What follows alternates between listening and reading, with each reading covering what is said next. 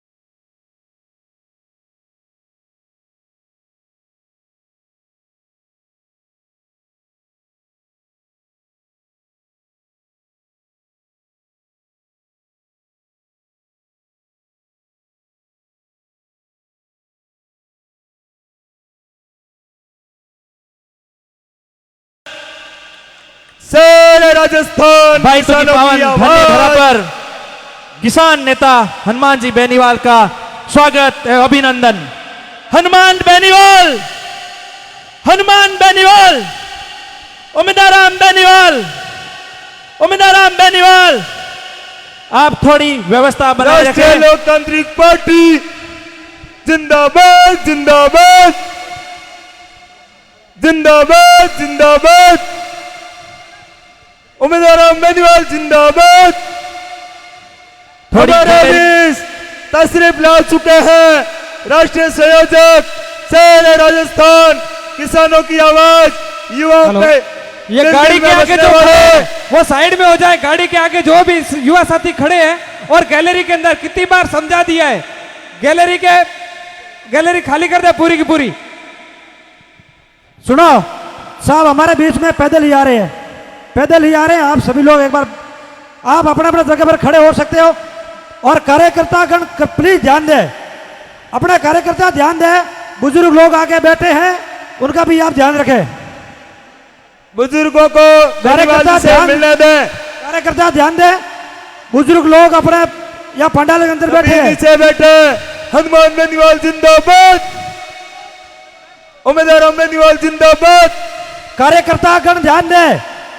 राष्ट्रीय लोकतांत्रिक पार्टी के राष्ट्रीय संयोजक, युवा दिलों की धड़कन, किसानों के मसीहा, शेर राजस्थान, जन जन की आवाज हनुमान जी बेनीवाल नागौर जिंदाबाद पधार चुके हैं।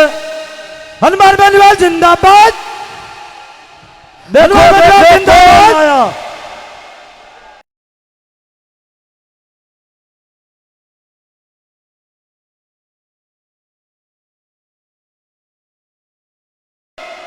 हनुमान बेनीवाल, अब देखो कौन आया। एक मिनट, आप इसे ध्यान रखें, मंच पर अनावश्यक रूप से नहीं चढ़े भाई। देखो देखो कौन आया, देखो देखो कौन आया, हनुमान बेनीवाल जिंदाबाद, हनुमान बेनीवाल जिंदाबाद, जिंदाबाद जिंदाबाद उम्मीदवार बेनीवाल जिंदाबाद, जिंदाबाद जिंदाबाद। आरएलपी जिंदाबाद। आप सभी साथियों से निवेदन रहेगा कि सभी लोग अपनी अपनी जगह पर विराज जाए। जो साथी जहां पर भी खड़ा है आप विराज जाए और मंच पर अनावश्यक रूप से कोई नहीं खाली चढ़े। करें, कार्यकर्ताओं से अनुरोध रहेगा मंच खाली करें, यह अपना प्रोग्राम है, व्यवस्था बनाएं। अरे भाई मंच खाली कर दो, सभी लोग आप खाली करो मंच को, सभी लोग खाली करो, बुजुर्गों अलावा कोई नहीं बैठा। आ जाओ तुम, आप ही आ जाओ, मंदिर सारे आ जाओ, सभी आ जाओ, इधर आ जाओ, पूरे मंच को खाली कर दें प्लीज, केवल बुजुर्ग बैठेंगे, बाकी सब नीचे आ जाओ।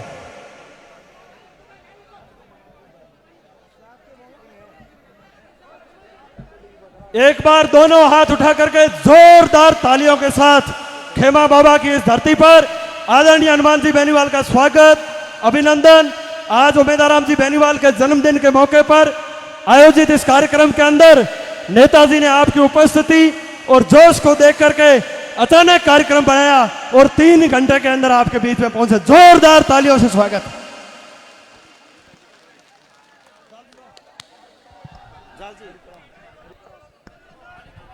नेताजी के स्वागत के लिए मैं साफे के लिए अनुरोध करूंगा।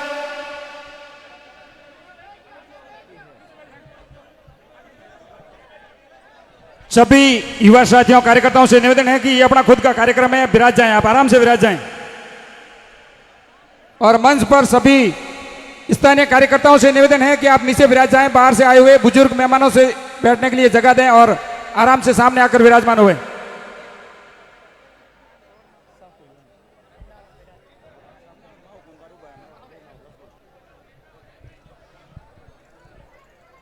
हिमताराम जी हुड्डा से अनुरोध करूंगा कि आए और नेताजी को साफा पहनाकर स्वागत करें। हिमताराम जी हुड्डा, पूर्व सरपंच अकदड़ा, हिमताराम जी हुड्डा।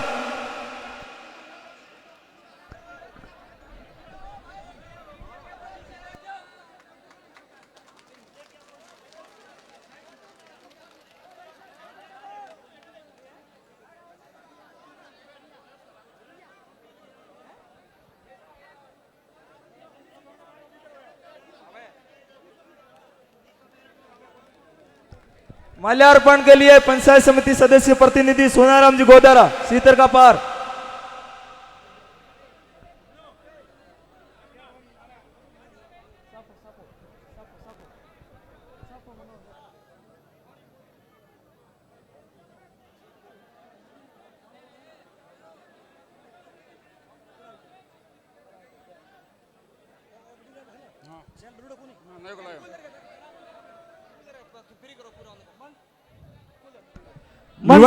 मंच पर जितने भी लोग खड़े हैं आप प्लीज नीचे विराज जाएं।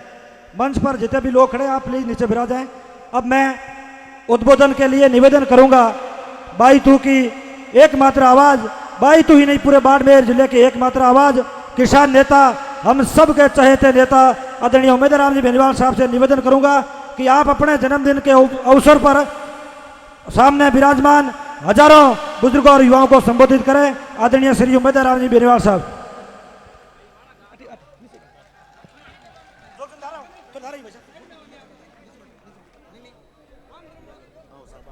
उम्मीदवार बेनीवाल जिंदाबाद।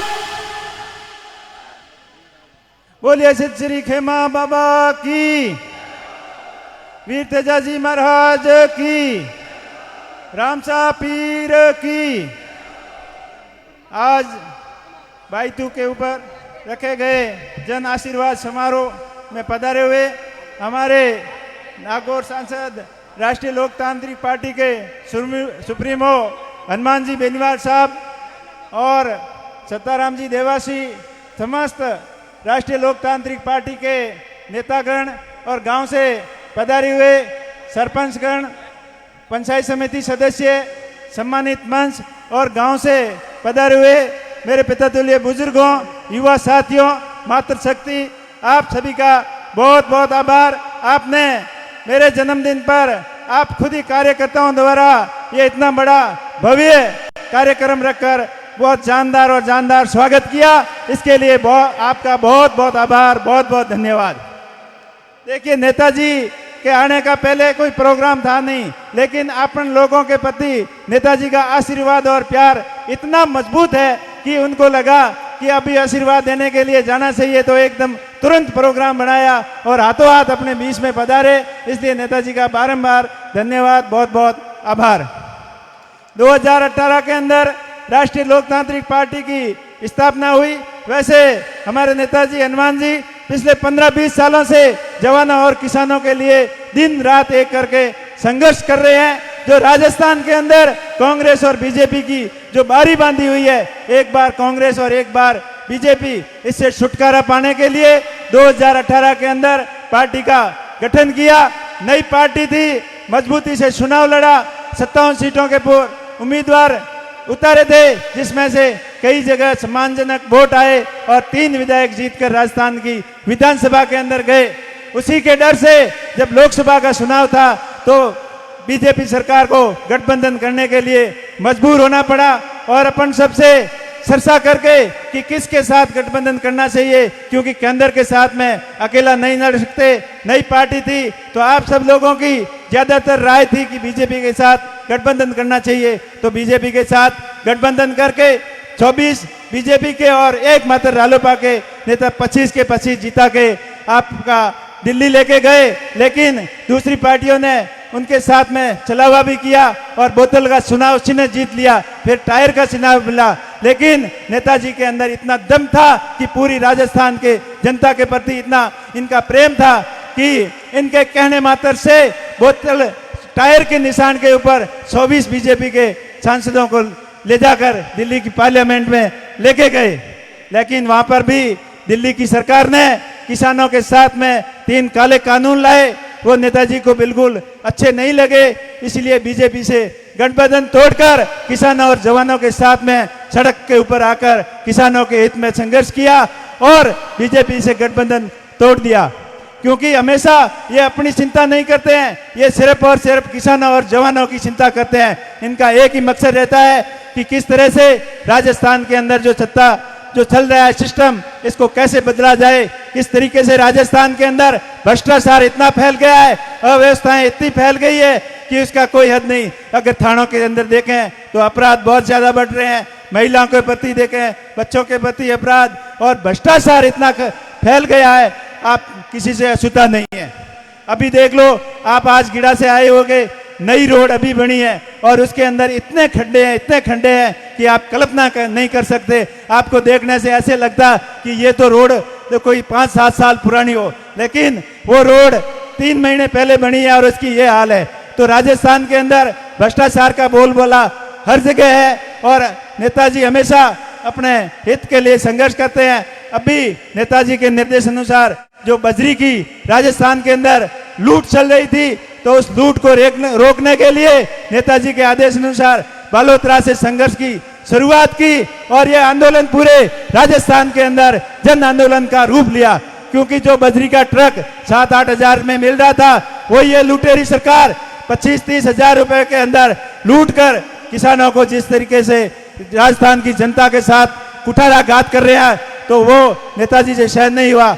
इसी प्रकार जिस तरीके से कहीं भी कोई भी पीड़ित शोषित दलित को जब भी जरूरत पड़ती है तो आरएलपी सबसे आगे आके उनके बचाव में, उनके हित के अंदर न्याय दिलाने के लिए आरएलपी सबसे आगे रहती है। इसलिए नेताजी को आपको मजबूत करना है। अभी 2023 के चुनाव है, अब कई लोग बोलते हैं अब की 18 के बाद में आरएलपी का प्रभाव कम हो गया। मैं उन लोगों को पूछना चाहता हूं कि आपको रात में छूते हुए कोई सपना आया था क्या?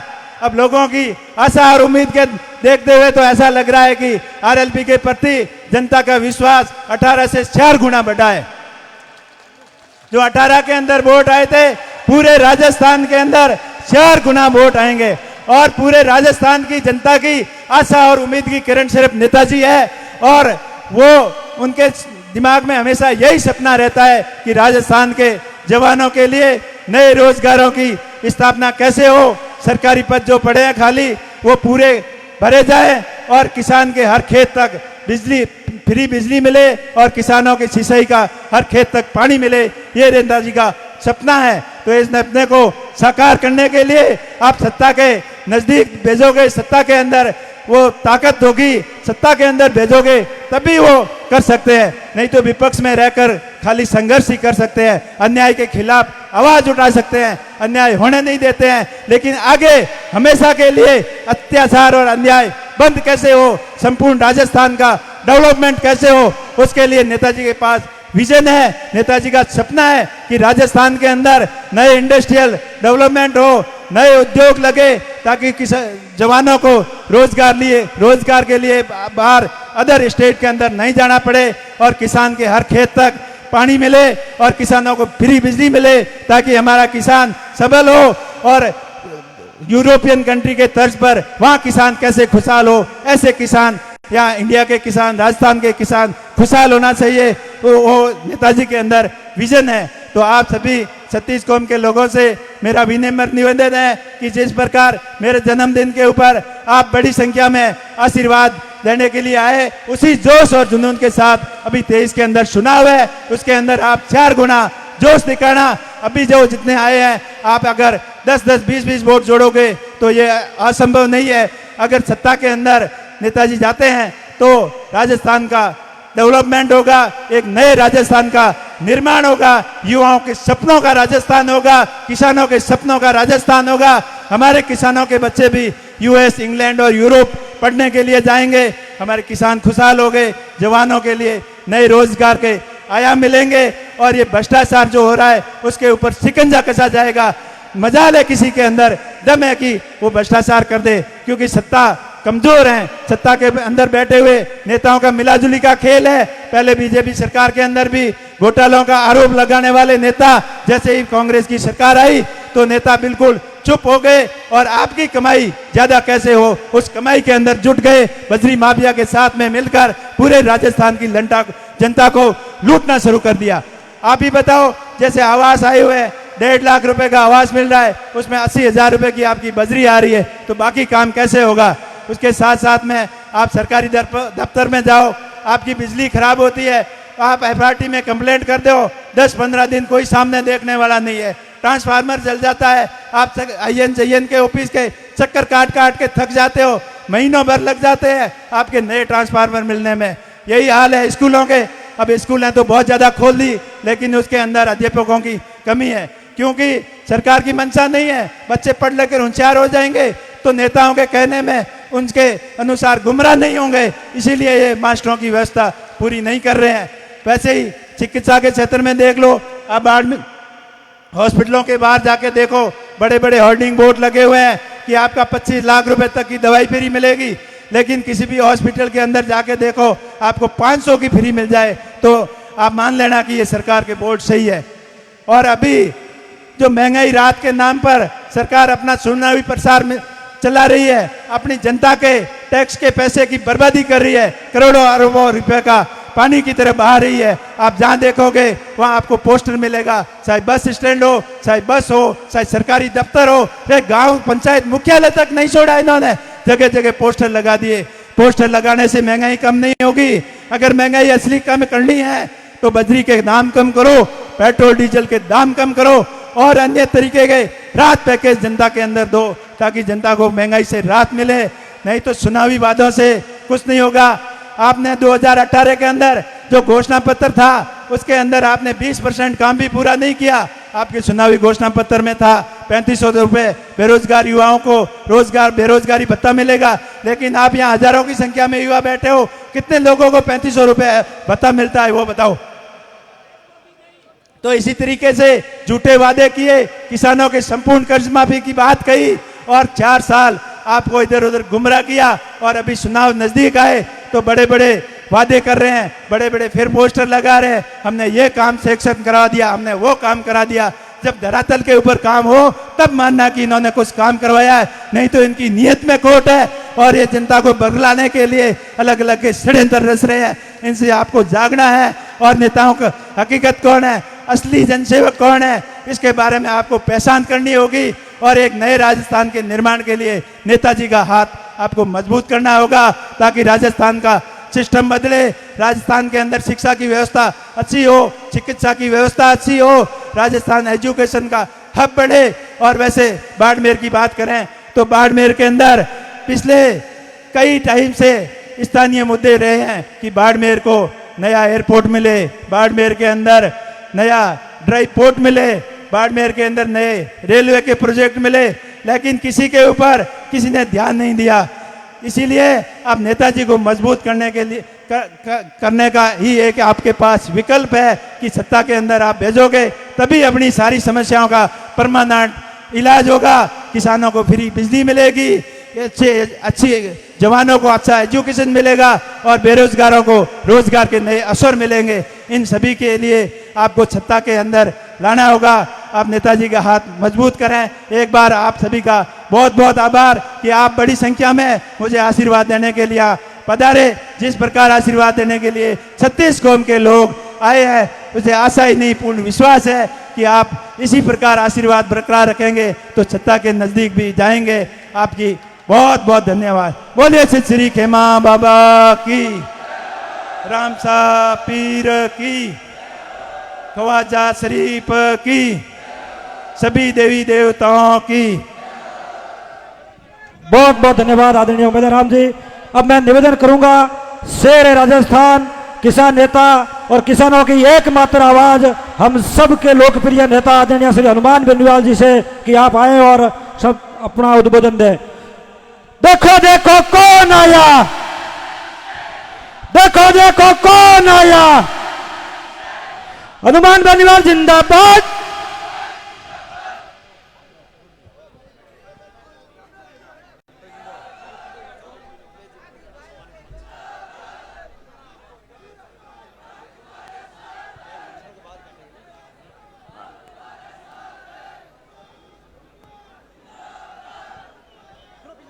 बायतू के अंदर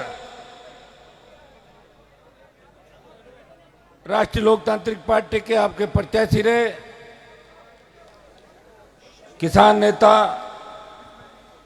उमेदवार राम जी बेनीवाल के जन्म दिन के उपलक्ष्य के अंदर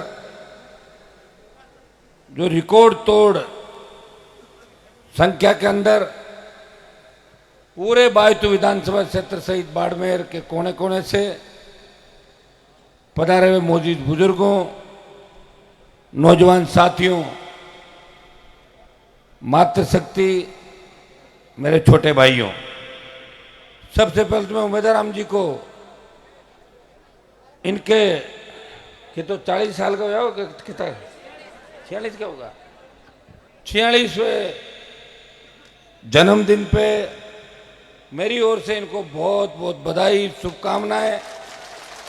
और इन्होंने पूरे इलाके को याद किया, पूरे इलाके का आशीर्वाद लेने के लिए सुबह से लोक देवताओं के मंदिरों के शहीद स्मारकों से लेके और यहाँ तक आए।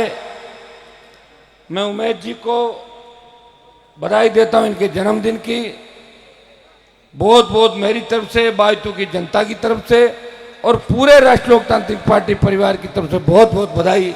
आप आगे बढ़ें, इसी तरह किसान के बेटों की, किसानों की सेवा करते रहें और लंबे आप राजनीति के अंदर किसान कौम की लड़ाई लड़ें। मेरी ओर से उमेश जी को बहुत बहुत शुभकामनाएं। साथ ही साथ उमेश जी की पूरी टीम को, राष्ट्रीय लोकतांत्रिक पार्टी की पूरी टीम बाड़मेर के अंदर 18 के अंदर पार्टी का गठन हुआ और 2008 से लगातार जो बच्चे मेरे साथ लगे हुए थे उन सबको भी बधाई कि आपके संघर्ष का ही परिणाम है कि रालोपा राजस्थान के अंदर तीसरी शक्ति के रूप में उभर के कांग्रेस और भारतीय जनता पार्टी के लिए बड़ी चुनौती बन के खड़ी हुई। इसमें बाड़मेर के जवानों का सबसे बड़ा योगदान है, चाहे सोशल मीडिया से हो, चाहे हुंकार रैलियां, आंदोलन, जहाँ भी आवश्यकता पड़ी, बाड़मेर का जवान किसान दोनों हाथों से इस आरएलपी को और हनुमान बेनीवाल को हमेशा आशीर्वाद देता रहा।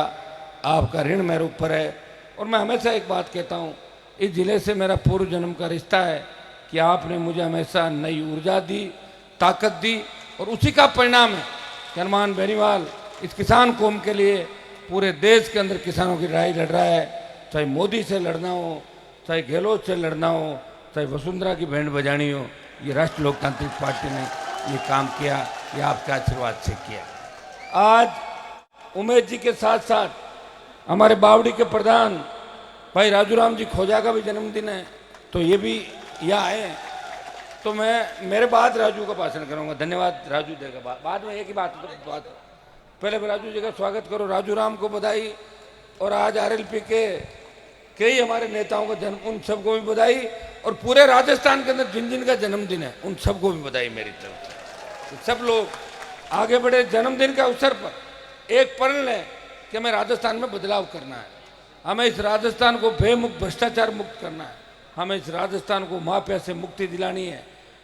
धोरी मना के अंदर जो जोश आपने दिखाया, जो 9 रैलियां, वही 18 को टोंक के अंदर बड़ी रैली है, इसका परिणाम ये हुआ कि कांग्रेस की सरकार डर गई, बजरी माफिया अपनी दुकान समेटने में लग गया।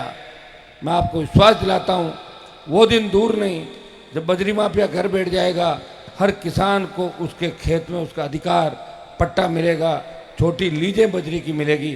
ये मैं आपको आश्वस्त करना चाहता हूं बायतू की धरती से।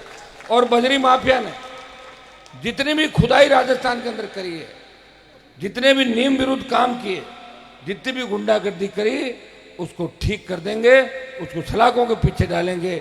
बगसने का और माफ करने का खाता राष्ट्रीय लोकतांत्रिक पार्टी के पास कभी नहीं रहा, और न कोई हमने समझौता किया। जिसके पीछे पड़े उसको दिन में तारे दिखाए। लड़ाई बड़ी हो गई, सरकार से लड़ाई थी, कांग्रेस सरकार से लड़ाई थी, और दिल्ली में जिनके साथ जाके बैठे, किसान तकलीफ में था, और जब किसान तकलीफ में था तो देश के किसानों ने पुकारा, हनुमान जी आप वीर तेजा जी के भक्त हो, आप खेमा बाबा के भक्त हो, जसनाथ जी के भक्त हो, राम साहब पीर का जयकारा करते हो, आप हमारी मदद करो। उत्तर प्रदेश हरियाणा का कोई सांसद उन किसानों की मदद करने के लिए नहीं आया। अगर किसान कौम की देश में मदद किसी ने करी, इस बाड़मेर, नागौर और राजस्थान के अपने किसान के बेटे हनुमान बेनीवाल ने, उसको सबसे ज़्यादा प्यार करते हैं, उसने मदद करी। मोदी की सत्ता को ठोकर मार के वो 70 दिन सड़क पे बैठने वाला पहला सांसद था। और जब अग्निपथ आया, अग्निपथ का विरोध अगर किसी ने किया तो नागौर के सांसद ने किया, और विरोध के परिणाम स्वरूप थोड़े दिनों पहले बयान आया था कि पहले अग्निवीर को जब लेंगे तो 4 साल बाद उसको वापस भेजेंगे, और 25% को हम परमानेंट करेंगे। लेकिन सरकार वापस बदली और सरकार ने कहा कि 50% को रोक लेंगे। अब एक दिल्ली कूच और करेंगे तो मेरे हिसाब से 75% या 100% का काम भी हो जाएगा। ये काम भी आपको करना है।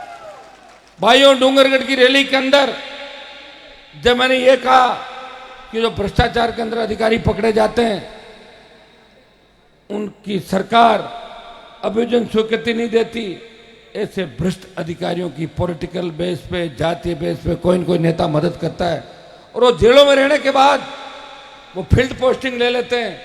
कितनी अभियोजन स्वीकृतियां बाकी है। और मैं डूंगरगढ़ी रैली के 2 दिन बाद मैंने जब अखबार पढ़ा तो 1 दर्जन की अभियोजन स्वीकृति सरकार ने दे दी, और उनका काम तमाम होने की स्थिति में आ गया। बच्चे में बहुत से लोग ऐसे हैं, अरे भाई तुम साइड में हो जाओ, सुनो, ये जो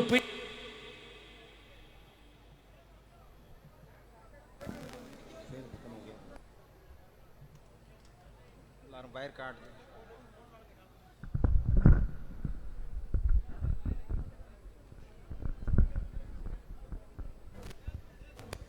आज हालात ये हो गए कि किसी व्यक्ति को हम आगे लेके आते हैं। मुझे सबसे बड़ी पीड़ा उस वक्त होती है जब हम जिन माफियाओं के खिलाफ लड़ते हैं और हमें पता चलता है कि हम उस माफिया के खिलाफ लड़ रहे हैं, उनमें हर जिले में हमारा समाज का एक नेता उस माफिया का पार्टनर मिलता है राजस्थान के अंदर। ये तकलीफ वाला काम है। भाइयों, हम हमारे से लोगों से लड़े या माफिया से लड़े? बताओ मुझे। तकलीफ इस बात की कि लोग अरबों खरबों कमा गए लेकिन भूख नहीं मिटी। अभी भी पैसे का क्या करेंगे? मरने के बाद साथ लेके जाएंगे पैसे का? बताओ मुझे। और छोटी सी कोई जांच आती है भागना पड़ता है। कभी दिल्ली जाके बीजेपी के नेताओं के पैर पकड़ते हैं, कभी और कहीं जाते हैं, नींद उनको आती नहीं। कभी ईडी का डर सताता है, कभी सीबीआई का डर सताता है। सीबीआई आती कहीं और है, नींद इनकी उड़ जाती है कि हमारी तरफ तो सीबीआई नहीं आ रही है। ऐसा काम ही आप क्यों करो जिससे आपको नींद नहीं आए? काम यही करो कि जनता का भला कैसे हो, कैसे बाड़मेर का विकास हो, कैसे हमारा किसान आगे बढ़े। रिफाइनरी के अंदर दुर्भाग्य से, बहन जी बैठो ना एक मिनट, सब लोग थोड़े बच्चों तुम साइड में हो जाओ ना, इनको दिखने दो ना, सब साइड में हो जाओ यार। बाड़मेर के हमारे नेता, और मैं तो ये कहूंगा राजस्थान के करीब करीब किसानों के बेटे व्यापारी बन गए। नेता बनने के बाद जिस ताकत का उपयोग हमारे समाज और किसान की सेवा में करना चाहिए, वो ताकत का उपयोग यहां नहीं कर रहे हैं। वो अपने रिश्तेदारों को आगे बढ़ाने का काम कर रहे हैं। खुद का धंधा कैसे चले, खुद का बिजनेस कैसे हो, ऐश आराम कैसे करें, विदेश यात्राएं कैसे करें, हार भी जाएं तो बाद का काम कैसे निकले। 7 पीढ़ी का माल कमा के चले जाओ ताकि हमारी 7 पीढ़ी सुख पाए। इसके हिसाब से बाड़मेर और राजस्थान के हमारे नेता लगे हुए हैं। इसलिए किसान कौम तकलीफ के अंदर है। मैं धन्यवाद दूंगा आपको कि नरेगा में मजदूरी करके भी किसान अपने बच्चों को पढ़ा लिखा के आगे बढ़ाने का प्रयास कर रहा है। लेकिन हमारे बच्चे कहाँ आगे बढ़ेंगे? आरपीएससी रोज पेपर आउट कर देती है, माध्यमिक शिक्षा बोर्ड आउट कर देता है, कर्मचारी चयन आयोग की भर्तियां निरस्त होती है। पेपर हुआ उससे पहले ही पेपर मार्केट के अंदर आ जाता है। आज राजस्थान की जो छवि धूमिल हुई है, उसमें सबसे बड़ा योगदान अगर किसी का है तो वसुंधरा गहलोत के गठबंधन ने राजस्थान को बदनाम कर दिया। राजस्थान के माथे पे जो बदनामी का कलंक लगा है, राष्ट्रीय लोकतांत्रिक पार्टी प्रयास करेगी कि इस कलंक को धोएंगे, उन सारे भ्रष्टाचारियों को सलाखों के पीछे डलाएंगे। इतना विश्वास में भाइयों आपको दिलाता हूं। उमेश जी के जन्मदिवस के उपलक्ष्य में उमेश जी का 2 दिन पहले टेलीफोन आया था। मेरी इच्छा भी थी, चुनावी समय टोंक की रैली भी है, आप जितने काम बताते हो प्रयास करता हूं कि उन काम को सरकार के पास भेजूं, मैं मेरा धर्म निभाऊं, तो समय बहुत कम है। आज अचानक मेरी इच्छा थी कि 22 के अंदर आप लोग मुझे याद कर रहे हैं। 2 बजे मैंने टेलीफोन किया, इन्होंने कहा थोड़ा लेट तो हो गए। मैंने कहा बाड़मेर वाले तो लेट को मानते ही नहीं, तो रात को 2-2 बजे तक बैठे थे मेरे लिए, तो कोई लेट नहीं। 5 बजे का कहा तो 6 बजे तक चला जाऊंगा। और मैं प्रयास पूरा करके ओशिया के अंदर एक बीच का कार्यक्रम छोटा सा अटेंड किया, आपके बीच उपस्थित हुआ, और हजारों की तादाद के अंदर जो जोश आपके अंदर है, इस जोश से भारतीय जनता पार्टी और कांग्रेस की नींद उड़ जाएगी राजस्थान के अंदर, यह मैं विश्वास दिलाता हूं। दोरी मन्ना की जो ऐतिहासिक रैली हुई थी, उस रैली के बाद जब कलेक्ट्रेट में बैठे थे, सारे वो काम करवाए।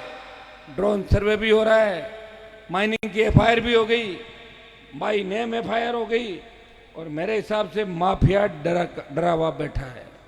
भाइयों, एक बात मैं यहां कहना चाहूंगा, किसी की व्यक्तिगत द्वेषता किसी से हो सकती है, सही बात है, लेकिन हमारे कौम के व्यक्ति पे अगर तकलीफ आती है, वो मेरा विरोधी भी हो, मैं उसकी मदद करता हूं। मैं उस समय ये देखता हूं ये किसान का बेटा है, कौम का बेटा है, अगर ये कमजोर हुआ हम कमजोर हो जाएंगे। इस भावना से हनुमान बेनीवाल राजस्थान के अंदर काम कर रहा है। और मैं ऐसा ये छोटी मोटी बातों का भी ध्यान नहीं रखता। मेरा मकसद ये है कि राजस्थान के सिंहासन पर कब्जा कैसे करें, किस तरह किसान कौम मिलके, दलित अल्पसंख्यक हमारे मुस्लिम भाई है, इनको साथ मिला के, ओबीसी के भाइयों को साथ मिला के इस राजस्थान की सत्ता पे कब्जा करें। देश की लोकसभा के अंदर ये बात कहने का अगर कोई दम रखता है कि जाट को हाईकोर्ट का जज बनाओ, यादव, गुजर, मीणा, मुस्लिम, मेघवाल हाईकोर्ट जज होने चाहिए, वो नागौर का सांसद इस बात का दम रखता है जो आपकी पैरोकारी करता है। अगर देश की पहलवान बेटियां परेशान होती है, जंतर मंतर पे उनको हालचाल पूछने के लिए कोई उनके बीच जाके बैठता है, उनके आंसू पहुंचता है, और जब उनको गिरफ्तार करते हैं उनको वापस लाने थाने पे जाता है। और नई लोकसभा भवन के उद्घाटन का बहिष्कार अगर कोई करता है, कांग्रेस अपने मुद्दों पे बहिष्कार करती है और बीजेपी कसीदे पड़ती है कि हमने ये बना दिया, वो बना दिया। भाइयों, आरएलपी का सांसद उन बेटियों के सम्मान में नई लोकसभा के उस कार्यक्रम के अंदर नहीं जाता। मेरी बेटियां देख रही है, मेरी छोटी बहनें देख रही है, और मैं आपको विश्वास दिलाता हूं, मैं दिल्ली के अंदर जिन नेताओं के साथ बैठता हूं, वो कितने कमजोर दिल के हैं। कहने को तो बड़ी बड़ी बातें करते हैं, लंबे भाषण भी देते हैं, लेकिन जब आर पार की लड़ाई होती है तो समझौता कर लेते हैं। ये तीनों कृषि बिलों के अंदर आपने देश की सरकार को देखा होगा कि बैकफुट पे सरकार आ गई थी। मैं विश्वास दिलाता हूँ कि पहलवानों के मामले के अंदर भी 19 तारीख ऑल पार्टी मीटिंग है और 20 को जब लोकसभा चलेगी, पहलवान बेटियों के समर्थन के अंदर अगर सबसे पहले कोई आवाज़ उठाएगा वो नागौर का सांसद है, तो पहलवान बेटियों के सम्मान में ऑल पार्टी मीटिंग और लोकसभा के अंदर उनको न्याय देने की आवाज़ उठाएगा। इस राजस्थान के अंदर आपने देखा होगा हमारी खूब संख्या रही और हम लोगों ने तो हमेशा मुसलमान और शेड्यूल कास्ट के लोगों को साथ लेकर राजनीति करी। हाजी साहब यहाँ बैठे हैं, आपको ध्यान होगा जब बरकतुल्ला खान जी को सीएम बनाया तो आधे से ज़्यादा जाट विधायकों ने कहा कि हमारा नहीं बन रहा तो कोई दिक्कत नहीं, बरकतुल्ला जी को बना दो, ये भी हमारे भाई है। मैं मुस्लिम भाइयों को याद दिलाना चाहता हूँ कि बरकतुल्ला जी को मुख्यमंत्री बनाने के अंदर इस समाज का बड़ा सहयोग था। इस बार आप लोग कांग्रेस का दामन छोड़ के राष्ट्रीय लोकतांत्रिक पार्टी के साथ चलें। अगर राजस्थान का मुसलमान और शेड्यूल कास्ट आरएलपी का साथ दे दे तो 125 सीट राष्ट्रीय लोकतांत्रिक पार्टी की राजस्थान के अंदर आएगी, वो कोई रोक नहीं सकता। भाइयों, मैं आपको एक कहना चाहूँगा, मेरे मुस्लिम भाइयों से, बाड़मेर के अंदर सिंधी मुसलमानों की संख्या ज़्यादा है और सिंधी बड़े लड़ाके हैं, पशुपालक हैं, मजबूत हैं, बात करने के बाद पीछे नहीं हटते। इसलिए बाड़मेर के मुसलमानों से अपील करता हूँ कि आप इस लोकतंत्र के अंदर, इस लोकतांत्रिक लड़ाई के अंदर कांग्रेस का साथ भी दे दोगे। 70 साल आपने साथ दिया, जिनको वोट दिया वो वापस संभालने आपको नहीं आए थे। अगर आपके लिए कोई लड़ सकता है, प्रयास कर सकता है, आप मजबूत नेता का साथ दें, मजबूत पार्टी का साथ दें। हमारे बच्चों को आपने देखा होगा कि बाड़मेर के अंदर किसी भी समाज के अगर सुई भी चुभ जाती है तो आरएलपी के बच्चे उस समाज को न्याय दिलाने के थाने तहसील कचहरी का तुरंत घेराव करते हैं और समाज को न्याय दिलाते हैं। यही स्थिति राजस्थान की। राजस्थान में कल आपने देखा होगा कि बीकानेर से लेके अजमेर भीलवाड़ा तक, आज देखो आप सोशल मीडिया, अगर कोई लड़ रहा है सड़क पे, पीड़ित को न्याय दिला रहा है, माफियाओं के खिलाफ लड़ाई लड़ रहा है, वो राष्ट्रीय लोकतांत्रिक पार्टी है जो सरकार के मंत्रियों से भी लड़ रही है और मंत्रियों के खिलाफ एफआईआर भी करा रही है और थानेदारों को भी हटा रही है।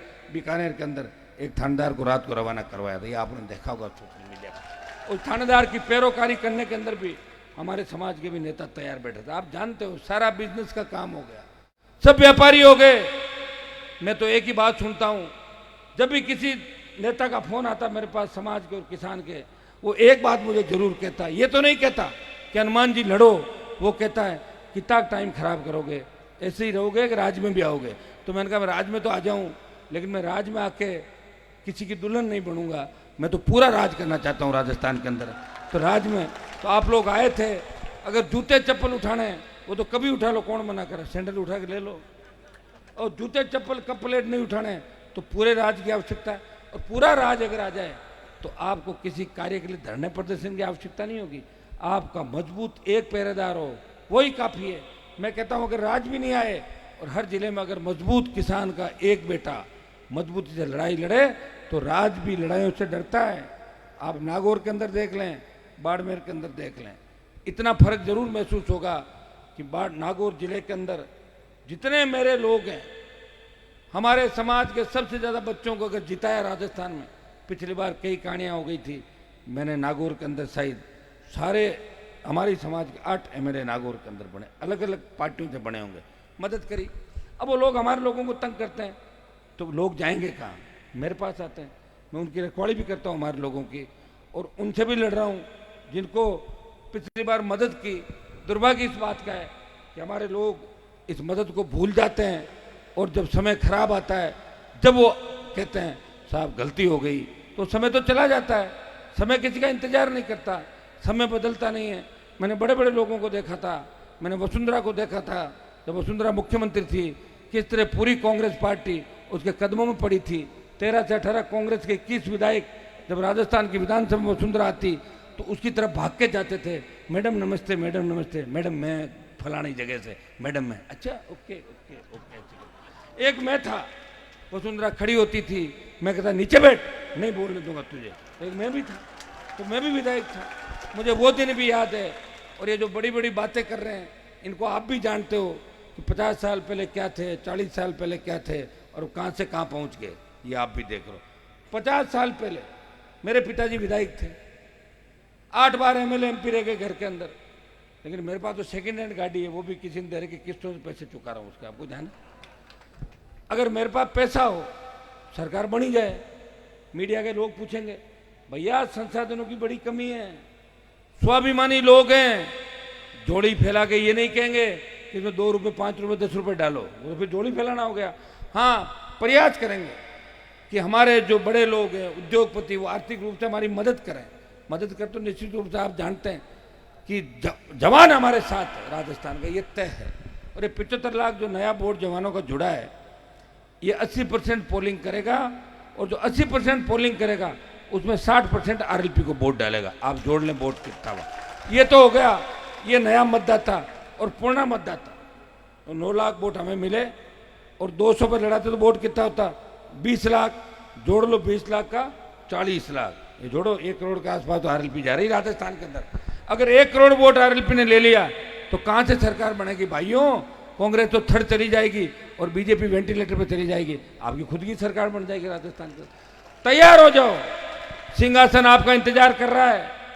लेकिन बाड़मेर के अंदर 7 नहीं तो 5 तो सीट देनी पड़ेगी। अब दे दोगे क्या इस बार? नागौर की तो पूरी 10 है, 10 की 10 एक, और जोधपुर में भी 6-7 ले पड़ेंगे। बाड़मेर अगर कर दोगे 7 में से 5, फिर एक एक जिले में अगर 1-1, 2-2 आए तो भी 45-50 पे पहुंच रहे हैं। आप जिले गिनाना शुरू करता हूं, आपको आ जाओ। बाड़मेर, पाली, जोधपुर, जैसलमेर का कुछ पार्ट, नागौर, चूरू जहाँ हमारी अच्छी थी स्थिति, 2 चुनाव आपने देखे। चूरू के बाद आप आ जाओ गंगानगर, हनुमानगढ़, बीकानेर, सीकर, झुंझुनू, जयपुर, अजमेर, भीलवाड़ा, चित्तौड़, टोंक, अलवर, भरतपुर, सवाई माधोपुर और करौली। जोड़ो जिले, 2-2 से जोड़ लो, 2-2 1-1 से 60-70 पे जा रहे हो। और शेड्यूल कास्ट के भाई और मुसलमान साथ आ जाए तो जाएगी संख्या 125-30 पे राजस्थान के। उठो, अपनी ताकत को पहचानो, फिर आपको नहीं तो कोई थानेदार तंग करेगा, वो थानेदारों की लिस्ट बना लो, डिप्टियों की लिस्ट बना लो। अगर कोई डिप्टी तंग कर रहा है उसको थानेदार बना देंगे, और थानेदार तंग कर रहा है तो उसको हेड कांस्टेबल बना देंगे, तो अपना बीमार हो जाएगा। होगा कि नहीं होगा? जब थानेदार हेड कांस्टेबल बन जाएगा तो घर पे उसकी लुगाई पूछेगी, अरे क्या हुआ? बोले तू खुद की रखवाली नहीं कर पाया, मैं तो तेरे को छोड़ के भाग रही हूँ, चलिए और जाएगी घर की लुगाइयाँ। तो ये काम अगर कोई कर सकता है तो राष्ट्रीय लोकतांत्रिक पार्टी कर सकती है। यहाँ कई थानेदारों की शिकायत मुझे मिलती है, मैं उनको कहना चाहता हूँ अगर मेरी आवाज़ सुन रहे सुधर जाओ, इतना ही कह रहा हूँ। नहीं सुधरोगे तो किसी को भी लेके आ जाना घर पे, एंट्री नहीं होगी और वही होगा जो मैं भाषण के अंदर कह रहा हूँ, आउट। ये तो तय है, सत्ता के अंदर हम रहेंगे, कोई रोक नहीं सकता। या तो पूरी सत्ता हमारी आएगी और नहीं भी आई तो हमारे बिना सत्ता राजस्थान में किसी की नहीं आएगी। एंट्री सत्ता में राष्ट्रीय लोकतांत्रिक पार्टी रहेगी। इसलिए मैं जो 4.5 साल तुमने तंग परेशान किया यहाँ के मेरे भाइयों को, किसानों को, वो मामला अब ठीक नहीं है। अब अगर नहीं सुधरे तो फिर सुधारना हमें अच्छी तरीके से आता है, वो काम भी हम करेंगे। जब घी सीधी उंगली से नहीं निकलता, उंगली को टेढ़ा करना पड़ता है, और टेढ़ी उंगली करते ही घी निकल जाता है, ये भी आप लोग जानते हैं। हमें तकलीफ हमारे ही लोगों से, जो हमारे समाज के लोग हैं, किसान कौम के बेटे, पोस्टिंग के वक्त तो कहते हैं अरे साहब मैं थारा हाँ, और पोस्टिंग लग के जैसे ही डंडा हाथ में आता है अपने ही लोगों की जेब वो काटते नजर आते हैं राजस्थान के अंदर। भाइयों मैं एक बात यहाँ ये भी कहना चाहता हूँ कि मैं कोई बात मेरे मन में नहीं रख सकता। अभी ओम प्रकाश का जो एनकाउंटर हुआ था, कोसला राम और ओम प्रकाश में जो गोली चली, मैं ये कहता हूं हो सकता है उन बच्चों पे मुकदमे होंगे, लेकिन पुलिस को मारने का अधिकार नहीं है। पुलिस मार नहीं सकती किसी को। बच्चों को जिस बेरहमी से मारा ये गलत था। मैं अगर कांग्रेस के भाई वहां नहीं जाते, मैं जाता, और मैं अगर जाता तो पुलिस के कई लोग जेल के अंदर मिलते, ये भी आपको पता है। लेकिन दुर्भाग्य इस बात का है कि हमारे लोग इस बात को नहीं समझ रहे। ऐसे मामलों के अंदर भी अगर कांग्रेस, आरएलपी और बीजेपी करने लग जाओगे तो एक एक करके सारे संकट के अंदर आ जाओगे। भाइयों मैं विश्वास दिलाता हूं, जो फेक फर्जी एनकाउंटर बाड़मेर के अंदर जोधपुर की टीम ने किया था, कुछ बाड़मेर के लोग भी इन्वॉल्व थे, और जिन लोगों ने एनकाउंटर किया जो उस टीम की अगुवाई कर रहे थे उनका चरित्र कैसा पूछ लो, पहले वो किसके लिए काम करते थे ये भी आप जानते हो नहीं जानते हो, सारी चीज़ आपकी जानकारी के अंदर रहनी चाहिए। लेकिन हम आंदोलन करते हैं उस समय हमें ये चाहिए कि परिवार मजबूत हो। परिवार अगर थक जाता है तो नेता आंदोलन नहीं कर सकता। मैं देख रहा था 2-3 दिन से लड़कों में बड़ा जोश था, जवानों में जोश था, लेकिन वहाँ भी कांग्रेस बीजेपी आरएलपी बन गई वहाँ पे। तो फिर परिवार आया और सब उठा के ले गया। मैं आपको विश्वास दिलाता हूं, आप एक बार पूरी बात मुझे बताना। न्याय लंबा हो सकता है लेकिन न्याय मैं आपको दिलाऊंगा, इतना विश्वास मैं दिला कर आपको जा रहा हूं।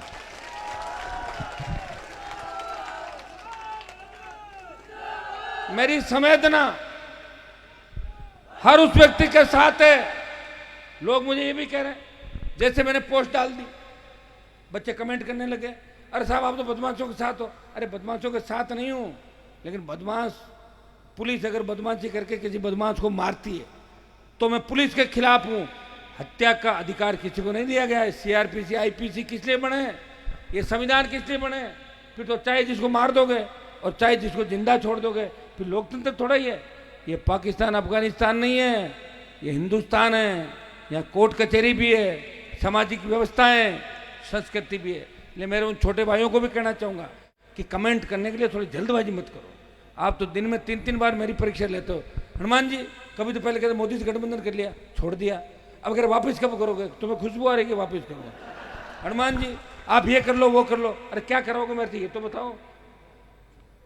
कम से कम एक व्यक्ति लड़ रहा है। मैं उन समाजों को भी पूछना चाहता हूँ, भाइयों मैं हर समाज की लड़ाई लड़ रहा हूँ, आप रोज मेरा देखें। ऐसा कोई समाज नहीं राजस्थान में जिसकी लड़ाई हनुमान ने नहीं लड़ी, जिसकी आवाज़ विधानसभा और लोकसभा के अंदर नहीं उठाई। और लड़ते लड़ते 25 साल हो गए बराबर, पूरी जवानी तो लड़ाई में चली गई। राज आएगा जब तक तो बुढ़ापे की ओर जा रहे हैं हम लोग भी। अब उम्र तो रुक नहीं सकती, या तो कोई ऐसा जादू जंतर हो कोई उम्र रुक जाए, 20-50 साल और लड़ लेंगे।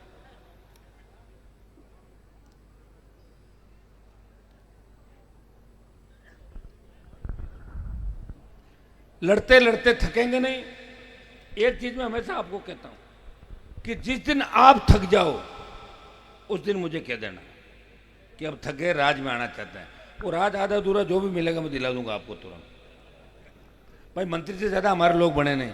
मंत्री तो कल सुबह शपथ ले लो, तैयार बैठी दिल्ली की बीजेपी, यहाँ 2 मंत्री बना लो, अभी सुबह कह देंगे 2 बना देंगे, 3 में आरएलपी वालों को। मंत्री का मुद्दा थोड़ा ही है, मुद्दा तो है राज हमारा आए और राज आने के 1 घंटे के अंदर आदेश जारी हो जाए कि किसानों का कर्जा माफ किया जाता है। बिजली के, सुनिए मेरी बात, सुनो मेरी बात, किसान का कर्जा माफ, बिजली के थाने ले जाओ उठा के थानों को, बिजली थाने खत्म, टोल खत्म, या आपकी खरीद समर्थन मूल्य पे बढ़ेगी और किसी किसान को फसल बीमा कंपनी के चक्कर नहीं काटने पड़ेंगे। कानून का राज होगा। हमारी बहन बेटे हम 12 बजे भी सड़क पे निकल जाए बाहर, को मजा ले, सामने देख ले तो देख लेगा, दोबारा नहीं देख पाएगा। ये व्यवस्था राजस्थान के अंदर, और ये जब हो सकती है जब राष्ट्रीय लोकतांत्रिक पार्टी का राज आएगा। अब ये कब आएगा? आप बाड़मेर के अंदर, मैं बता रहा हूँ, मैं तो 5 ही कहा है, वैसे मैंने तो 7 लिख रखी बाड़मेर, 7 की 7 मान रहा हूँ कि आ जाएगी आरएलपी। उस समय आप ये मत देखना, सुन लो मेरी बात, उस समय ये मत देखना कौन सी जाति का कैंडिडेट है। जाति को, आपको जाति से क्या करना, मैं हूं ना आपके जाति का खड़ा, तो इतना बड़ा। अरे भाई आरएलपी का जो विधायक होगा वो तो आरएलपी पार्टी का होगा, उसमें जाति पाति देखोगे, देखो जब तो आएगी नहीं। 30,000 वोट अपने हैं और 33,000 कोई दूसरे समाजों के हैं। ये राजपुरोहित समाज बैठा, पटेल बैठे, अगर इनके वोट हैं, इनका कोई उम्मीदवार आ जाए, वोट डाल देना। अपना काम क्या, वोट डालना है। आप वोट डाल ही रहे हो 70 साल से। ये हरदराम जी बैठे हैं, ये चौधरी साहब, इम्ताराम जी, पुराने आदमी, मुझे बताओ, हम तो वोट देते ही आए हैं। वोट कितनी बार दिया? वोट दे के भी मन की तो नहीं निकली ना कभी।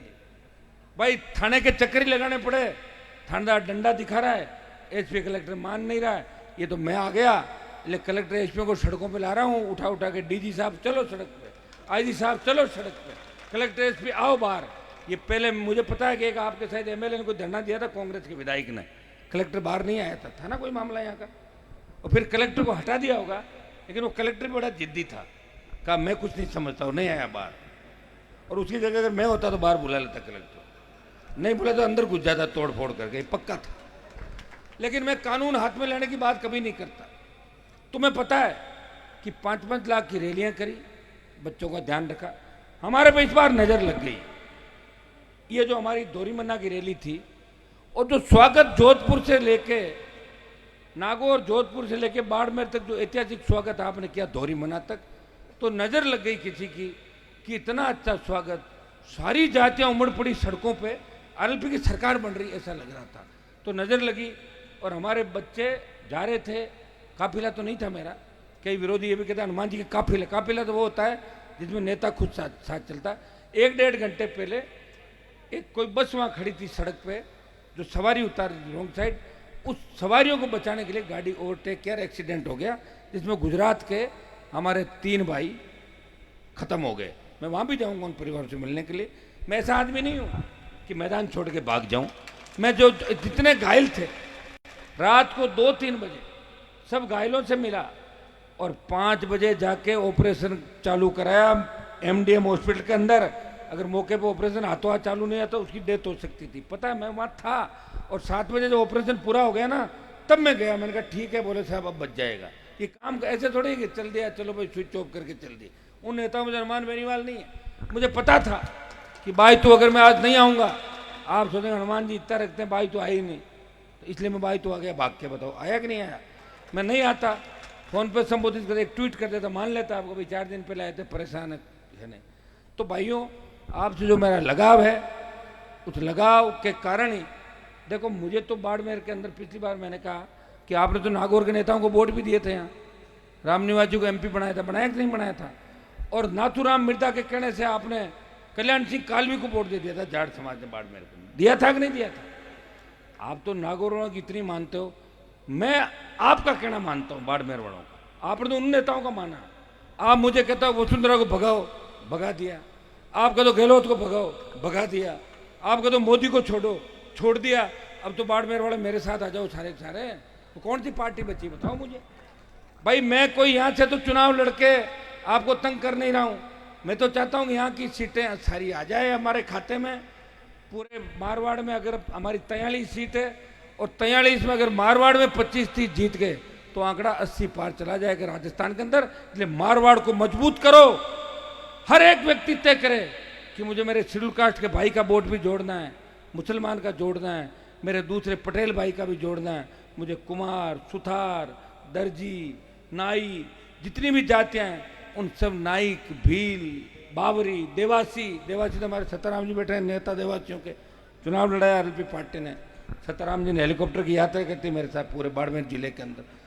तो देवासी है तो पशुपालक तो अपने साथ है सारे, गुजर, यादव, मीणा, जो भी कौम है। मैं कह रहा हूँ 36 कौम। मैंने पिछली बार 3 राजपूत समाज को टिकट दिया था राजस्थान का। अब हार जीत मेरे हाथ में नहीं है। मैं कह रहा हूँ अब कोई आए तो मैं मना थोड़ी करूंगा, आ जाओ, स्वागत है आरएलपी के अंदर। ये सब बच्चे स्वागत करेंगे। कांग्रेस बीजेपी में तो चांस मिलता नहीं कई जातियों को। मैं आपको विश्वास दिलाता हूँ, जिन जातियों की संख्या अच्छी है राजस्थान के अंदर, उनको बीजेपी कांग्रेस कई जातियों को कहाँ टिकट दे रही, खाली वोट ही ले रही है उनके कुमावतों के। कितनी बड़ी कुमाऊं समाज की संख्या है, प्रजापति, कुमावत, कुमार, टिकट क्या देते हैं? 1-2। राजपुरोहितों की कितनी संख्या है, 1 टिकट पकड़ा देंगे। मैं ये कह रहा हूं, आप मेरे से जुड़ो, मेरे साथ आओ। आपके विधायक भी बनेंगे ज्यादा, आपके समाज की पैरोकारी भी करूंगा और लड़ाने का काम नहीं करूंगा, जोड़ने का काम करूंगा राजस्थान के अंदर। इतना मैं सर्व समाज को अपील करने आपके बीच आया हूं। आज जन्मदिन का कार्यक्रम है और बाइतू में आपने साबित कर दिया कि आज आपने कांग्रेस और भारतीय जनता पार्टी की नींद उड़ा दी। कांग्रेस और बीजेपी के अंदर थर्ड कौन रहेगा वो तो वो खुद ही तय कर लेंगे, लेकिन 1 नंबर राष्ट्रीय लोकतांत्रिक पार्टी को आप रखोगे, ऐसा मुझे लगता है। लेकिन अपने जोश के अंदर इस बात का ध्यान भी रखना है कि अभी जिन मतदाताओं तक हम नहीं पहुंच पाए, उन मतदाताओं की तरफ पहुंचना है हमें। जेएमएम, जाट, मुस्लिम, मेघवाल, मीणा, माली और जेएमएम के साथ दूसरी जातियां और गुजर, देवासी, ये सारे आ जाएंगे, क्योंकि इनके लिए तो सड़कों पर लड़ाई लड़ती है उस आंदोलन के अंदर। आज भी लड़ाई लड़ते हैं। मैं उन तमाम कौमों की पैरवी भी करता हूं लोकसभा के अंदर, जिनको स्टेट के अंदर आरक्षण है लेकिन दिल्ली में जिनको आरक्षण नहीं है, उन सब भाइयों के लिए, चाहे विश्नोई समाज हो, चाहे सिद्ध हो, चाहे कामखानी हो, चाहे दूसरे हमारे समाज हो, जो हमारे भाई हैं स्टेट के अंदर आरक्षण मिलता है, दिल्ली में नहीं मिलता, उनकी पैरोकारी अगर कोई करता है वो नागौर का सांसद करता है। भाइयों ERCP की कोई बात करता है, राजस्थान को विशेष राज्य का दर्जा दिलाने की बात करता है, राजस्थान को भय मुक्त अपराध मुक्त करने की बात करता है, माफिया के खिलाफ लड़ाई लड़ रहा है, अपराधियों के खिलाफ लड़ाई कोई लड़ रहा है, वो नागौर का सांसद है। वो ये नहीं देखता कि वो पीड़ित है, वो चुनाव में किसके साथ था, पीड़ित है वो कौन है, उसकी जाति क्या है। हनुमान बेनीवाल पीड़ित के साथ है, अन्याय के खिलाफ लड़ने वाला मजबूत योद्धा की तरह वो लड़ाई लड़ रहा है। इसलिए अपने इस भाई को कमजोर मत पड़ने देना। मैं धन्यवाद दूंगा बायतू की जनता को कि पिछले 5-6 घंटे से आप मेरा इंतजार कर रहे हैं और मैं आप सबके दर्शन करने आपके बीच आया। और बार बार मुझे याद है जब मैं शुरुआती दौर के अंदर आया था, उसके बाद लगातार कितने कार्यक्रम, कितनी मीटिंग, और आपने लोकसभा के चुनाव के अंदर जब गठबंधन था तो पूरा भारी बढ़त भारतीय जनता पार्टी को इस इलाके से और पूरे जिले से दिला के आपने लोकसभा के अंदर भेजा था और लोकसभा के अंदर मंत्री पद पे बैठे हैं। मैं तो उनको भी कहता हूं कि आप लोग अपने लोगों का जितना काम हो काम करिए। मौके बार बार नहीं आते, मौके कभी कभार आते हैं, और समय पे जो व्यक्ति काम नहीं करता तो जनता उसका जवाब भी मांगती है। हाँ, ये सही है कि हमारे लोगों को जानबूझ के दिल्ली में भी कमजोर किया जाता है। ये पहला मंत्रिमंडल है जिसमें हमारे समाज का कोई कैबिनेट का मंत्री नहीं, 52 से लेके आज तक 75 साल में ये पहली मिनिस्ट्री है। मोदी जी खरनाल का प्रोग्राम बना रहे हैं, चलो ठीक है। मोदी जी को तेजा जी का नाम तो याद आया, मेरे नाम से जयकारा लगा दे, ये भी अच्छी बात है। तेजा जी की तपस्या हमने की, जयकारा लगाया कि प्रधानमंत्री को खरनाल याद आ गया। प्रधानमंत्री को राजस्थान के सारे लोक देवता अगर याद दिलाए, वो नागौर के सांसद ने दिलाए कि प्रधानमंत्री गली गली घूम रहे हैं। कितने प्रोग्राम कर लिए मोदी ने अभी पिछले 6 महीने के अंदर, 8-9। अब तो लोग डरने और लगे कहीं मोदी नहीं आ जाए हमारे यहाँ, यार पूरे दिन ट्रैफिक जाम रहेगा, डिस्टर्ब कर देगा। देता तो कुछ है नहीं, यहाँ आके लंबा भाइयों बहनों लंबा भाषण देके चला जाता है। तो मुझे लग रहा है अगला नंबर वार्ड मेयर का ही है, फिर ना फिर जहां जहां दिखेगा ना कि RLP, अब मुझे तो ये लगता है कि बीजेपी कांग्रेस से लड़ रही है कि RLP से लड़ रही है, समझ में नहीं आ रहा। और कांग्रेस RLP से लड़ रही है कि भाजपा से लड़ रही है, ये भी समझ में नहीं आ रहा, क्योंकि सबसे ज्यादा जवान RLP के साथ है और जवान लड़ता हुआ दिखता है। सोशल मीडिया के अंदर आप जब चाहो हैशटैग ट्विटर पे तुरंत 1 नंबर पे ले आते हो, चाहे जैसा करवा देते हो, तो लगता है उनको यार ये तो टीम तो उनकी है सारी। इस टीम को सुव्यवस्थित तरीके से अपन लेके चलेंगे तो निश्चित रूप से वो दिन दूर नहीं जो सपना हमारे बुजुर्गों ने सोचा था आजादी के अंदर और आजादी के बाद, चाहे चीन भारत का युद्ध हो, चाहे भारत पाकिस्तान का युद्ध हो, हमारे देश की सीमाएं अगर सुरक्षित रही, हमारी देश की सीमाओं पे अगर छाती तान के खड़ा मिला, वो किसान का बेटा था जिसने सबसे ज्यादा शहादत दी। हमारा रिकॉर्ड इस हिंदुस्तान के अंदर है। इसलिए गीत गाया जाता है, जब ये गीत आपने सुना होगा कि कोई सिख, कोई जाट, मराठा, कोई गोरखा, कोई मद्रासी, ये सारे के सारे बॉर्डर पर लड़ते हैं, इसलिए उन जातियों के गीत गाए जाते हैं। मैं मोदी जी लोकसभा में पूछूंगा कि मोदी जी आप हमसे इतनी नफरत क्यों करते हो? आपसे पहले हम लोग थे, ये बीजेपी तो 80 में बनी थी, उससे पहले हमने तो लंबी लड़ाई लड़ी, 2-2 हजार साल पुराना हमारा इतिहास है।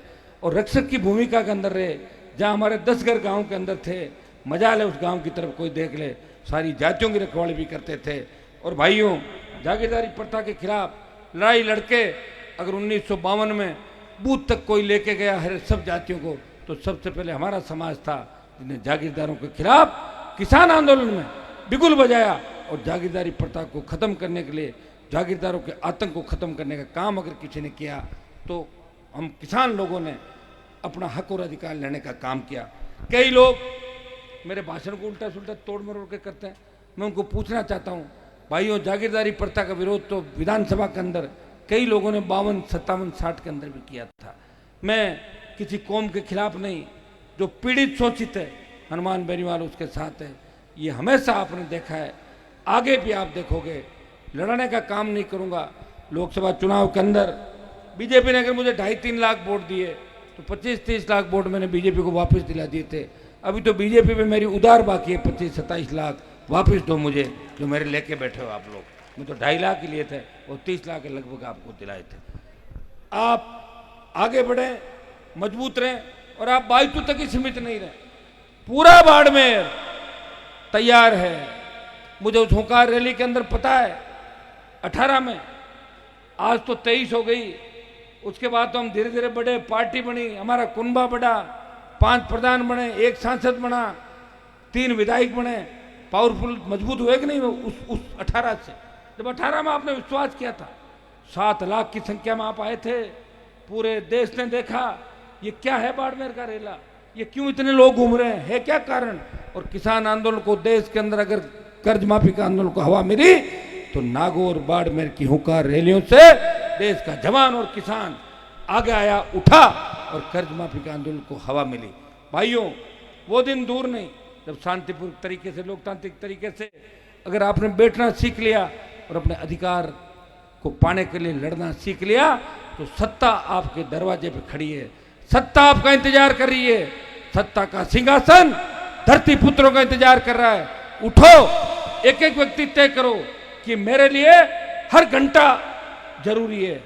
मैं 5 घंटे सोऊंगा, 6 घंटे सोऊंगा, लेकिन मैं आरएलपी को मजबूत करूंगा। मैं हर उस पीड़ित की, किसी के घर में अगर बिजली नहीं है लिस्ट बनाओ, किसी के घर में पानी का कनेक्शन नहीं है लिस्ट बनाओ, पुलिस किसी को गलत तरीके से परेशान करी है उससे बात करो, मेरे से बात करो, पानी भी होगा, सड़क भी आएगी, बिजली आएगी, और पुलिस बदमाशी कर रही है उसको भी ठीक करेंगे और अन्याय नहीं होने देंगे। ये मैं विश्वास आपको दिला के जा रहा हूं। आप आगे बढ़े। हमारा बाड़मेर ईश्वर की कृपा से, पहले जब तबादले होते थे तो नेता कहते थे ज्यादा 3-5 करेगा तो बाड़मेर फेंक दूंगा, तेरे को जैसलमेर फेंक दूंगा, तो डर जाते थे कर्मचारी, बाड़मेर जैसलमेर मत फेंको, मैं पार्टी बदल लूंगा। और अब लोग कह रहे थे मेरे बाड़मेर ट्रांसफर करा दो। मेरे साइड के कई बच्चे लगे हुए, वो वापिस आओगे क्या? बोले नहीं साहब, बेटे ठीक है, हमारे माम लो जज को बाड़मेर का। बाड़मेर वाले अपनापन ज़्यादा है, अपनों को समझते हैं और अपनेपन की वजह से लोग फिर छोड़ते नहीं। आज ईश्वर की कृपा से तेल निकला, रिफाइनरी में लेट जरूर हो गए लेकिन रिफाइनरी बन के तैयार हो जाएगी। कितना बड़ा रेवेन्यू हमारे राजस्थान को मिलेगा, कितने उद्योग यहाँ पे आएंगे, कोयला, गैस, और अभी तो बीच में सर्वे में बता रहे थे कि यूरेनियम भी बाड़मेर जैसलमेर की धरती पे है। अगर यूरेनियम निकल जाता है, अगर लिथियम निकल जाता है, जो डेगाना नागौर के अंदर सर्वे में आया था, तो भाइयों फिर आपको कुछ करने की आवश्यकता नहीं। करने का मतलब पढ़ाई लिखाई तो करनी गया था नहीं, घर सुता रहो, लिथियम निकल गो राजा है रिपेयर आती, क्योंकि नेता लुटे रहे हैं, सारे ठेके ले लेंगे, अपने भाणजे भतीजे रिश्तेदारों को दिला देंगे, आपको काम नहीं करने देंगे। आप करना भी चाहोगे तो हर काम में बंदी है, हर जगह रिश्वत है, 10% दो, 20% दो, पोस्टिंग कराओ, हर धंधे में शामिल करो। अगर धंधा कहीं नहीं है, वो हमारे जैसे बहुत कम लोग मिलेंगे जो हम आप सबको साथ लेके चलते हैं, जो चाहते हैं कि जो मैं रोटी खाता हूँ, मैं मेरा गांव के अंदर ढाणी में बैठा व्यक्ति भी वही रोटी खाए, वही सब्जी वो खाए, उसी स्कूल में उसका बच्चा पढ़े, जानमान का बच्चा पढ़ रहा है उसी स्कूल में गरीब आदमी का बच्चा पढ़े। जो एयर कंडीशन कूलर हम यूज करते हैं, उस गरीब आदमी को भी एयर कंडीशन कूलर की व्यवस्था कैसे हो, गरीब के बच्चे को वो सारी सुविधाएं मिले चिकित्सा स्वास्थ्य की जो हमारे बच्चों को मिल रही है। अगर इस सोच के साथ कोई आगे बढ़ रहा है इस राजस्थान में, वो राष्ट्रीय लोकतांत्रिक पार्टी आप सबके विकास के लिए तत्पर है। आने वाला समय आपका है, नर्मदा का पानी भी आएगा, ये टोल नाके भी हटेंगे, फ्री बिजली भी होगी, किसानों का राज भी होगा, सर्व समाज मजबूती से आगे बढ़ेगा। क्योंकि एक समाज के विकास से प्रदेश और देश का विकास नहीं होता, जब सर्व समाज का विकास होता है तब देश का विकास होता है। शरीर का अगर एक अंग खराब हो जाए, शरीर खराब हो जाता है। इसलिए इस संस्कृति के अंदर अगर एक समाज को हम अलग निकालने की बात करें, वो बात कतई नहीं हो सकती। लोग 35 कौम 36 कौम की बात करते हैं, लेकिन 35 कौम 36 कौम नहीं, 36 कौम ही सब कुछ है। सारे लोग मिलकर ही बदलाव कर सकते हैं। आज़ादी के आंदोलन के अंदर अंग्रेजों को जब भगाया था तो हम सब ने मिलकर लड़ाई लड़ी। उस समय तो मुसलमान भी हिंदुओं के साथ कंधे से कंधा मिलाकर लड़ाई लड़ रहा था, और आज भी देश की सीमाओं पे कई मुस्लिम शहादत दे के भारत माता के जयकारे के साथ शहादत देते हैं। ये सारे लोग खराब नहीं होते, हर समाज में सारे लोग अच्छे भी नहीं होते और हर समाज में सारे लोग खराब भी नहीं होते। इसलिए व्यवस्था को बदलना है, सोच को बदलना है। हमारी जो संस्कृति है, मारवाड़ की संस्कृति सबसे अच्छी मानी जाती है, और मारवाड़ी इस देश के अंदर जहाँ भी है, एक कहावत है कि जहाँ नहीं पहुँचे बैलगाड़ी वहाँ पहुँच जाए मारवाड़ी, ऐसा ही कहता ना, ना नहीं पहुँचे बैलगाड़ी वहाँ पहुँचे मारवाड़ी। तो साउथ से लेके गुजरात महाराष्ट्र से लेके नॉर्थ ईस्ट के अंदर जहाँ जहाँ मैं गया हमारे सारे समाज हैं। मद्रास में जब हम गए, बेंगलोर में, हैदराबाद के अंदर जाट समाज, राजपुरोही समाज, पटेल समाज, सिरवीर समाज, राजपूत समाज, और वहाँ भाईचारे के साथ रहते हैं। जो भाईचारा बाहर जाके आप कर रहे हो वो यहाँ भी तो कर सकते हो। जब आप 1000 किलोमीटर 2000 किलोमीटर जाके भाई बनते हो वो काम तो यहाँ भी अपन कर सकते हैं। मना कर रहा है कि कोई? थोड़ी सोच में बदलाव करो। जो बदमाश है उसका साथ मत दो, और बदमाश की कोई जाति नहीं होती। मैं बदमाशों का कभी सपोर्ट नहीं करता, लेकिन बदमाश को भी मुख्य धारा में लाना चाहिए, प्रयास करना चाहिए कि बदमाश सुधर जाए और वापस ठीक हो जाए। उसका भी परिवार है, उसके भी बच्चे हैं, उसके भी माँ बाप है, हो सकता है कोई ट्रैक चूक जाए। जब डाकू जगन गुजर को आप मुख्य धारा में लाने की बात करते हो, जब फूलन देवी को मुख्य धारा में लाके सांसद बनाया, कई डाकुओं को सरेंडर करके सरकारों ने उनको मुख्य धारा में लाके उनके मुकदमे वापस लिए, तो ये बच्चे कोई गलत काम अगर कर भी देते हैं तो कोशिश ये रहनी चाहिए कि इनका गलत फर्जी एनकाउंटर नहीं करें, इनको वापस मुख्य धारा में लाके सामाजिक रूप से इनको बात करें, उनको समझाएं कि ये काम ठीक नहीं है। जिस तरह बाड़मेर में ये 3 4 5 लगातार एनकाउंटर हुए, राजस्थान में एनकाउंटर की जो बाढ़ आ रही है अभी कई दिनों में, ये ठीक नहीं है। पुलिस में जो गोलियां चला के पुलिस को मार देते हैं, उनका तो एनकाउंटर नहीं हो रहा, और कुछ नहीं करो और कहते एनकाउंटर कर दिया, और बीच में आपके कुछ नेताओं को डाल दिया। नेता दलाली का काम करते हैं, बोले चलो चलो चलो चलो बॉडी लोर, चलो घर चलो, बात होगी। कहाँ हो गई बात? किससे हो गई? तो बात तो मेरे से हो रही ना अभी। जैसे मैं बोल रहा हूँ वैसा भाषण दिया क्या किसी ने एनकाउंटर के मामले में? दिया था क्या बाड़मेर वाला में? तो पहला मेरा ही है ये। और जब मैंने पोस्ट डाली तो जो पड़े हुए थे उठ के हनुमान जी की पोस्ट आके अपने में डाल दो, कोई दिक्कत नहीं। पहले तो हनुमान जी ने कर ली। यहाँ हर घर में आदमी कहता है कि भगत सिंह पैदा होना चाहिए, लेकिन लास्ट में कहता है कि पड़ोसी घर में होना चाहिए ताकि सादत में मेरा बेटा जिंदा रहना चाहिए। यही है कहानी। भगत सिंह तो होना चाहिए लेकिन पड़ोसी को हो जाए, क्योंकि मेरे भगत सिंह होगा तो शहीद हो जाएगा, तो फिर मेरा बेटा चला जाएगा। पड़ोस में हो जाए तो कोई दिक्कत नहीं। यहाँ लोगों को भावनाएं बदलनी होगी, विचार बदलने होंगे, तब जाके बदलाव होगा। और व्यवस्था परिवर्तन की जो बात हम कर रहे हैं, थाने तहसील कचहरी में गांव का गरीब आदमी जाए बिना सिफारिश के, और थानेदार तहसीलदार उठ के बोले बाबा चाय पियोगे, कोल्ड ड्रिंक मंगाऊं, उस दिन सोचना कि राजस्थान की व्यवस्था बदल गई। ये व्यवस्था बदलने का कोई काम करेगा वो राष्ट्रीय लोकतांत्रिक पार्टी करेगी। बायतू और बाड़मेर काफी ठीक हो गया, मेरे हिसाब से वो ठीक हो जाएगा। आपको तकलीफ देने वाले लोग अब ज्यादा दिन तकलीफ नहीं दे पाएंगे, मैं आपको विश्वास दिलाता हूं। पहले भी हमने तो प्रयास की, कोशिश की, लड़ाइयां लंबी हो जाती।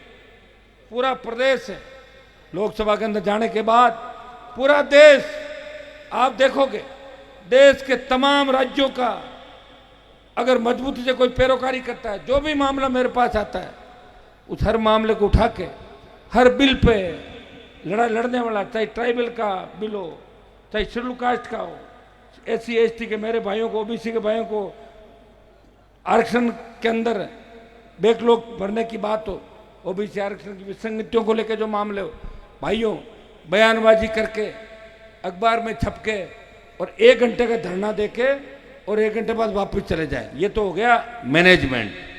और एक लड़ाई आदमी लंबी लड़ता है, और लड़ते लड़ते वो इतनी बड़ी लड़ाई लड़ता है कि देश के प्रधानमंत्री को एक कहना पड़ता है कि अब क्या करें। बोले अब साहब आप खुद ही आ जाओ।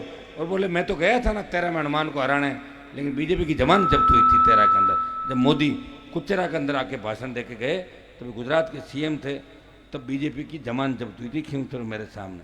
ले भाइयों मुझे डर किसी का नहीं लगता, और मुझे खुशी है कि कम से कम मैंने बीजेपी कांग्रेस के नेताओं को, तेजा जी तो याद दिला दिए, तो राहुल गांधी अभी नहीं जानता, मोदी के बाद वो भी इधर घूमना आ जाएगा कि चलो चलो चलो तेजा जी कर लेंगे। तो याद आने की बात है, याद दिला दो।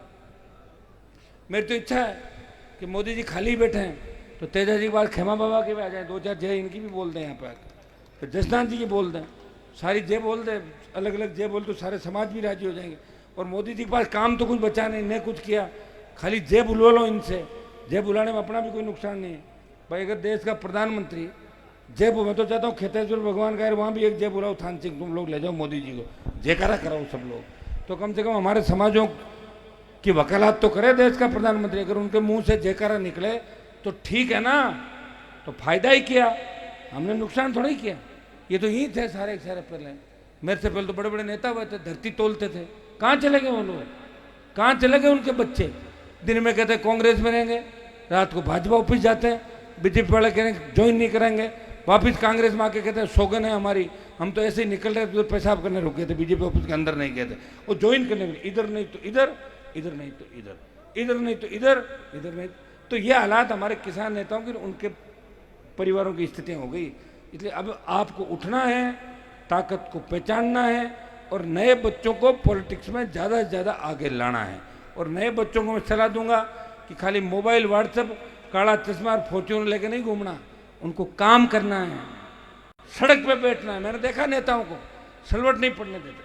मैं सचिन पायलट के बारे में कहना चाहूँगा कि सचिन पायलट से मेरी अच्छी दोस्ती थी, लेकिन वो सड़क पे नहीं बैठते। गुजर आंदोलन हुआ तब लोगों ने कहा कि फैसला जी एक अलग आंदोलन करें, पायलट साहब आप भी आंदोलन करो, तो आगे आए तो पकड़ लिया उनको, सेंट्रल जेल में गए। तो पायलट साहब सोचा वो जेल में जाएंगे तो हमारे लिए अलग गद्दे और एसी की व्यवस्था होगी, जेल में बैरक खोल के बिठा दिया वहाँ। फिर वो कंबल आए ओढ़ने के लिए, वो जो कंबल आए लोगों ने कंबल ओढ़ ले, भैया फटाफट काम कर। और ये कहा तो इतना गोरा चिट्टा आदमी है क्या करा, जेल के अंदर मच्छर काटेंगे बड़े बड़े। तो जैसे ही मच्छर आए ना 2-4, तो जल्दी से भाग के बोले कि वसुंधरा आंटी मुझे यहाँ से निकालो, मेरा मन नहीं लगा। रात को ही दिल्ली चले गए, समझ गए आप लोग? उन गुजरों को सोया छोड़ के रात को दिल्ली चले गए थे पायलट साहब। मेरे से नाराज होंगे इस बयान के बाद कि हनुमान जी ने बयान दिया मेरा। मैंने इसलिए दिया कि मैंने खुद देखी थी हालत। लड़ाई हर कोई नहीं लड़ सकता। हाँ, सत्ता में रह के जरूर कोई व्यक्ति बात कर सकता है, मैं ये कर दूंगा, वो कर दूंगा, मैं उधर चला जाऊंगा, उससे मिल लूंगा, ये मिल लूंगा। लेकिन असली लड़ाई अगर किसी ने राजस्थान में लड़ी है तो हनुमान बेनीवाल ने असली लड़ाई लड़ी, मुख्यमंत्रियों से लड़ा, उन हार्डकोर अपराधियों से लड़ा जिनके नाम लेते ही नेताओं की घिकी बन जाती थी, बयान नहीं देते डर के मर के, मेरे को नहीं मार दे, मेरे परिवार में दिक्कत नहीं करे। अभी लड़ रहा हूं।